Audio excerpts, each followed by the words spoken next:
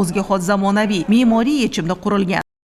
Stol-stullar va o'quv jihozlari qo'yilgan. Bu yerda faoliyat ko'rsatayotgan ustoz murabbiylar mashg'ulotlarni zamon talabi asosida o'tishlariga barcha sharoitlar yaratilgan. Albatta bu zamonaviy kadrlarni tayyorlashga xizmat qiladi.